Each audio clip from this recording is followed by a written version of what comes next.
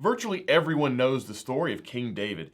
The way it's normally told is you have a little shepherd boy who came from humble origins, defeated a giant, served as a military general, and then became king of Israel. Most of us also know that he has some pretty significant moral failures, the most famous of which is probably his adultery with Bathsheba. David's life is an epic story, but some people think that it's just that, a story.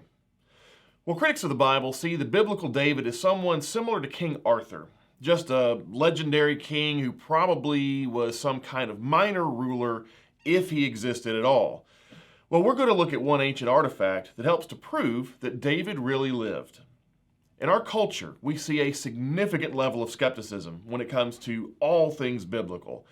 If we were to ask an average person on the street what they think about the Bible, we'd probably get a range of answers, but many of them would probably see it as nothing more than a book of myths and fables. In fact, a Gallup poll from 2017 found that only 24% of people surveyed believed that the Bible was the literal Word of God. Almost half of the people who responded said they believed that the Bible is inspired, but should not be taken literally. And another quarter of them thought that it was only a book of fables, legends, and moral precepts. Well, with the separation of church and state in the U.S. public education system, there are loads of people who just don't get much exposure to the Bible and who probably don't realize how deeply the Bible is rooted in history.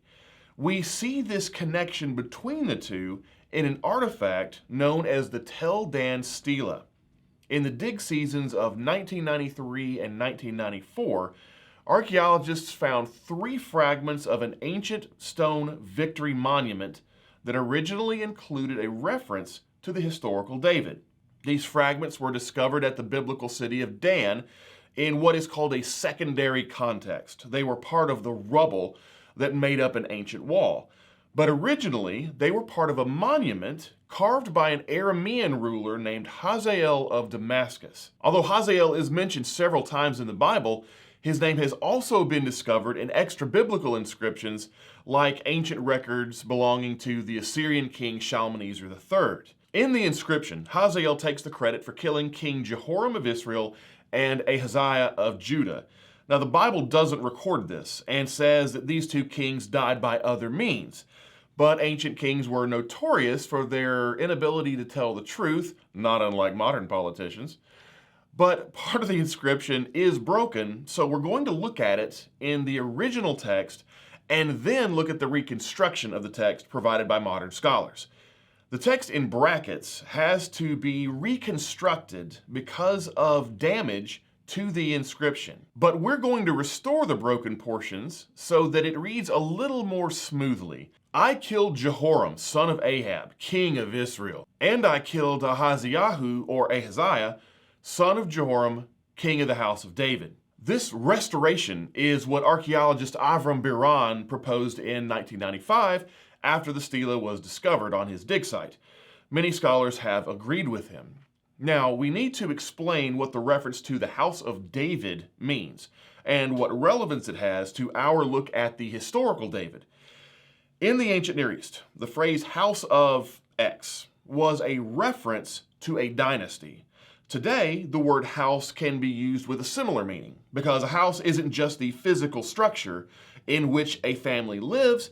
It can also refer to an extended family or even to a family lineage. And we can see that today when we talk about a dynasty or ruling family like in England, where you have Queen Elizabeth, who is a member of the House of Windsor. Other British monarchs came from other family lines. The king during the American Revolutionary War was George III, who was from the House of Hanover, and the infamous Henry VIII was from the House of Tudor.